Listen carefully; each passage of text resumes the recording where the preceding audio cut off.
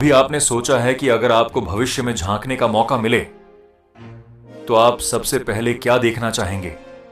मानवता का अंत, सभ्यता का भविष्य, या फिर कलयुग का वो आखिरी पल जिसके बारे में कहा जाता है कि पूरी पृथ्वी कांप उठेगी? कल की पुराण और गरुड़ पुराण में ऐसे रहस्य लिखे हैं जो सिर्फ कहानी नहीं बल्कि चेतावनी है, संकेत हैं और सत्य हैं जिन्हें समझने के बाद इंसान अपनी ही जिंदगी को नए नजरिए से देखने लगता है। आज की इस वीडियो में हम आपको उसी भविष्य की झलक दिखाने वाले हैं। एक ऐसा भविष्य जहां मानव अपने ही स्वभाव से डर जाएगा, जहां धरती की छाती सूख जाएगी और जहां अंत में भगवान विष्णु स्वयं कल की रूप में अवतार लेकर आएंगे। पर इस विनाश की शुरुआत कहां से होती है? ये कहानी शुरू होती है महाभारत के युद्ध के बाद, जब युधिष्ठिर ने श्री कृष्ण से पूछा, प्रभु कलयुग कैसा होगा? कृष्ण मुस्कुराए और बोले, जो आने वाला है उसे समझने के लिए तुम्हें देखना पड़ेगा कि कलयुग इंसान को क्या बना देगा। पांचों पांडव अलग अलग दिशाओं में निकले और जो उन्होंने देखा वह आज भी मनुष्य के बदलते स्वभाव का सटीक चित्रण करता है। युधिष्ठिर ने देखा दो सूंड वाला हाथी जो बड़े बड़े पेड़ों को बेरहमी से उखाड़ रहा था। इसका अर्थ था कि कलयुग में शासक दो चेहरे रखेंगे, दिखावा अलग, वास्तविकता अलग। जनता दोनों ओर से पीसी जाएगी। अर्जुन ने देखा एक विशाल पक्षी जिसके पंखों पर वेद लिखे थे, लेकिन वह मांस खा रहा था। इसका मतलब था विद्वान लोग धर्म की बातें तो करेंगे पर मन से पवित्र नहीं होंगे। धर्म, ज्ञान और पूजा सब कमाई का साधन बन जाएंगे। भीम ने देखा एक गाय अपने बछड़े को इतना ज्यादा चाट रही थी कि वह घायल हो गया। इसका संकेत था कि माता पिता का अति स्नेह बच्चों को कमजोर, निर्भर और लाचार बना देगा। सहदेव ने देखा 7 कुएं जिनमें 6 भरपूर पानी से भरे थे, लेकिन बीच का सबसे गहरा कुआं सूखा था। इसका अर्थ था समाज में संसाधन तो होंगे लेकिन जरूरतमंद को कोई नहीं पूछेगा।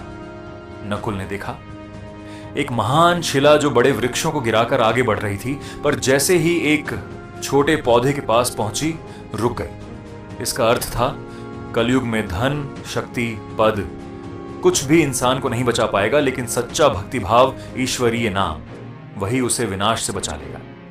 ये तो बस शुरुआत है। अब आते हैं उन संकेतों पर जो गरुड़ पुराण में कलयुग के अंत के लिए बताए गए हैं। सबसे पहला संकेत, मनुष्य की आयु अचानक गिर जाएगी। लोग 20 वर्ष तक भी मुश्किल से पहुंचेंगे और 12 वर्ष की उम्र में ही बुढ़ापे जैसे लक्षण दिखाई देंगे। शरीर कमजोर, मन अस्थिर और रोगों से भरा हुआ। दूसरा संकेत, स्त्रियों और पुरुषों का चरित्र पतन, संस्कार, विवाह, सत्य, प्रेम सब नाम मात्र रह जाएंगे।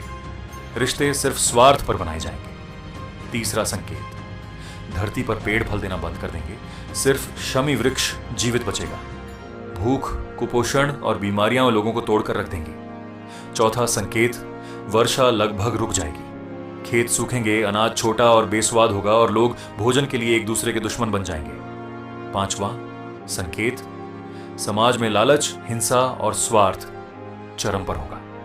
रिश्ते टूट जाएंगे, भाई भाई का दुश्मन बन जाएगा और धर्म सिर्फ दिखावे का रह जाएगा। और जब पाप, अत्याचार और कष्ट इतने बढ़ जाएंगे कि मानव खुद को बचा ना पाएगा, तब इस युग का अंतिम अध्याय शुरू होगा।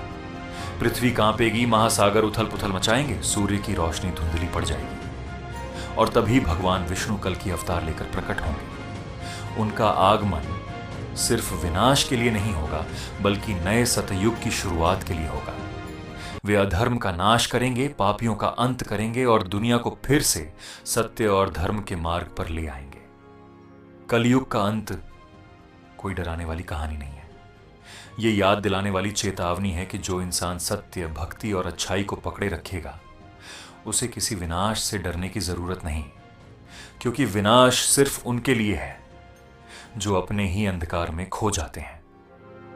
इसीलिए ज्ञान, भक्ति और सत्य यही मानव का सबसे बड़ा रक्षक है। ऐसी ही रोचक जानकारी धर्म से जुड़ी कहानी और हिंदू धर्म से जुड़ी कहानियों के लिए सब्सक्राइब करें पिनाकीवर्स। धन्यवाद।